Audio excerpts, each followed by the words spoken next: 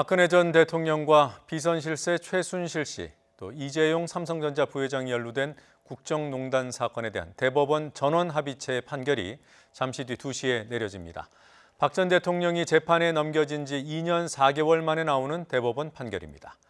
최 씨의 딸 정유라 씨에게 삼성 측이 지원한 말 3마리 값을 뇌물로 볼 것인가, 또 동계스포츠영재센터 지원금이 삼성 경영 승계를 위한 청탁의 대가인가, 이것이 쟁점입니다.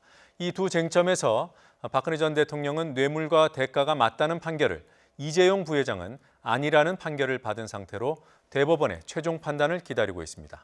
어떤 경우든 둘 중 한 명에 대해서는 파기환송 판결이 나오게 됩니다. 선고를 앞둔 대법원에 YTN 중계차 나가 있습니다. 현장에서 오늘 판결 쟁점을 정리해드리겠습니다.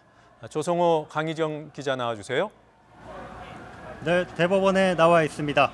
국정농단 사건 상고심 판결 선고가 잠시 뒤 오후 2시부터 시작됩니다. 저와 함께 취재해온 법조팀 강희경 기자와 지금까지 재판 진행 상황, 그리고 쟁점 얘기 나눠보겠습니다. 강 기자, 이제 잠시 뒤입니다. 뒤로 보이는 이곳 대법정에서 선고 공판이 이뤄지는데요.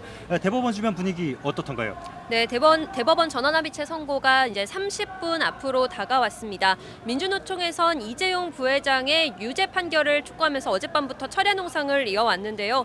비가 오면서 지금은 흩어진 상황인 것으로 전해졌습니다. 선고를 앞두고부터는 대법원 근처에서 박근혜 전 대통령의 석방을 촉구하는 집회들이 잇따라 열리고 있습니다. 경찰은 만일의 사태에 대비해 2천여 명 정도를 투입한 상황입니다. 네, 저희들도 조금 전에 이제 방청객들이 입장을 시작하는 모습도 봤는데 일반 시민들에게도 법정이 공개되는 건가요?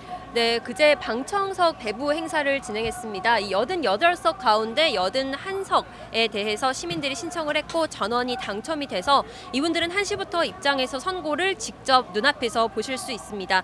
또 직접 오지 않아도 TV 생중계로도 시청이 가능한데요. 1심에선 생중계가 허용됐고 또 항소심에서는 피고인들이 부동의해서 허용되지가 않았었잖아요. 네, 대법원에서는 이 사안이 중요하고 또 공익성이 있다고 판단해서 생중계를 허용했습니다. 네, 생중계를 허용할 만큼 굉장히 관심이 큰 사건입니다. 오늘 재판을 앞둔 세 사람, 박 전 대통령은 항소심에서 징역 25년, 그리고 최 씨는 징역 24년을 선고받았고 네. 두 사람에게 벌금 200억 원씩이 함께 선고됐습니다. 그리고 이 부회장은 1심에서 징역 5년을 선고받았는데 항소심에서 집행유예로 풀려났어요. 네네. 재판부마다 일부 혐의에 대한 판단이 달랐기 때문이죠. 네, 하급심에서 박근혜 전 대통령, 최순실 씨 그리고 이재용 부회장에 대해서 하급심에서 엇갈린 판단들을 내놨습니다.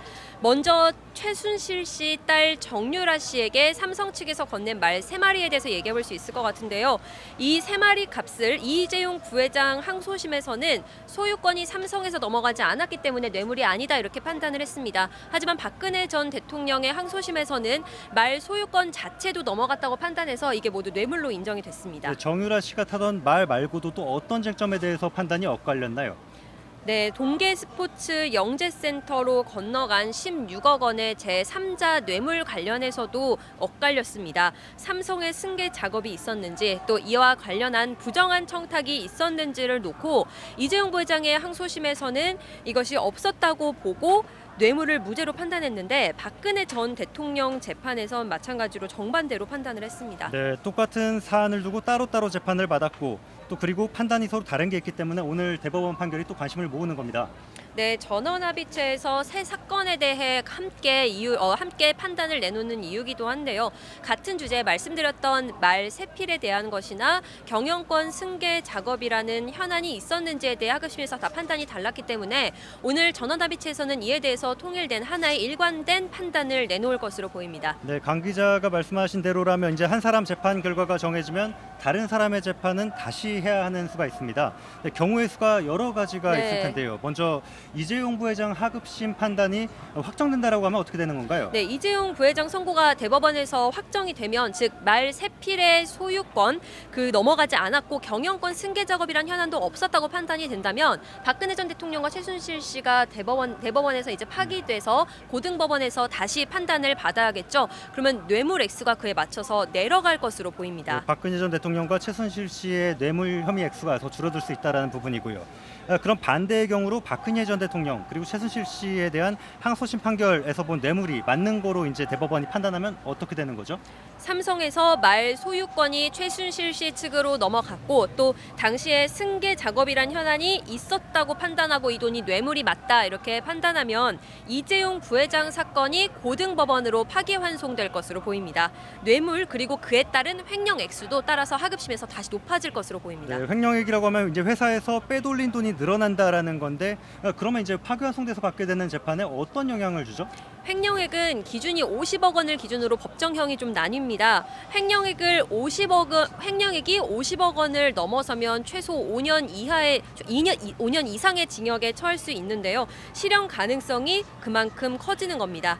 또 다른 가능성은 말소유권 이전이나 경영권 승계 작업이라는 현안에 대해서 한 가지만 인정이 된다면 세 사건이 모두 고등법원으로 파기될 것으로 보입니다. 네, 결국 오늘 그 판결이 국정농단 사건의 주요 피고인인 세 사람의 운명을 가른다고 볼 수 있습니다.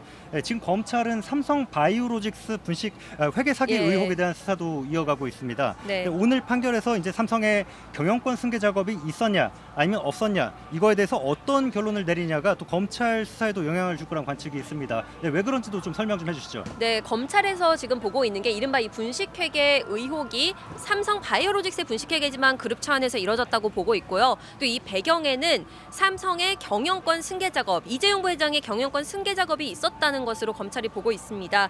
때문에 대법원이 이번 상고심에서 검찰의 판단과 마찬가지로 그룹 관련 경영권 승계라는 포괄적 현안이 당시에 있었다 이렇게 판단을 하면 경찰의 수사에도 탄력이 붙을 것으로 보이고요. 또 반대로 판단하면 그만큼 경찰의 수사 동력이 꺾일 가능성도 있습니다. 네, 검찰 수사에도 영향을 미칠 수 있을 만큼 여러모로 관심이 큰 사건입니다. 네, 대법원이 이런 엇갈린 쟁점들을 어떻게 정리할지 벌써 궁금해집니다.